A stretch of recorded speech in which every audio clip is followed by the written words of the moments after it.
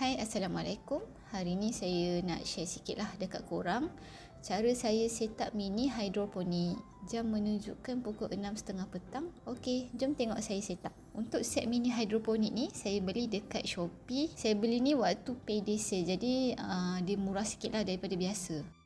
Lepas tu kita sambung je macam kita main Lego. Kalau korang nak tahu, hidroponik ni ada banyak jenis.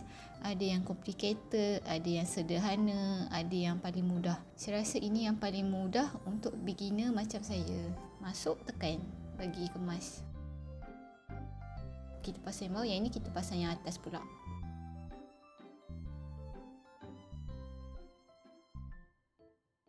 Ini kita dapat 2 botol.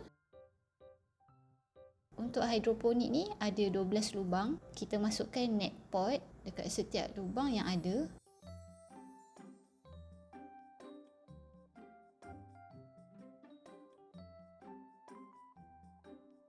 Span ni dia dah belah tengah siap-siap. Jadi nanti tinggal korang masukkan je biji benih.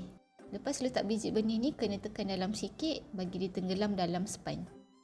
Ini anak angkat saya. Bukan, ni kucing angkat saya. Selalu datang rumah. Okey, ini biji benih lettuce green coral. Tak dapat pergi kamera Highland pun tak apa. Dekat depan rumah dah ada kebun mini salad. Untuk air dia, kita akan campur dengan baja A dan baja B. Air saya guna 4 liter air. Lepas tu saya masukkan 20ml baja A, 20ml baja B. Kita goncang bagi sebati. Bukan setakat adunan je yang kena sebati, cecair pun kena sebati.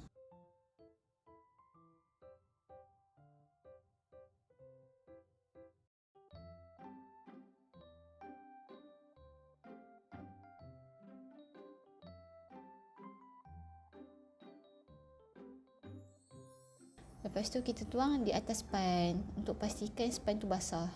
Tuang air sampai paras span. Kalau tak cukup, bancuhlah lagi air. Yang ni saya buat 2 kali bancuh lah. Tekan-tekan sikit span ni bagi basah. Lepas saya isi air, tiba-tiba dekat hujung penutup hidroponik saya ni leaking. Tapi tak apalah, esok je lah saya fikir masalah ni. Lagipun nak dekat maghrib dah. Okey, nantikan next video.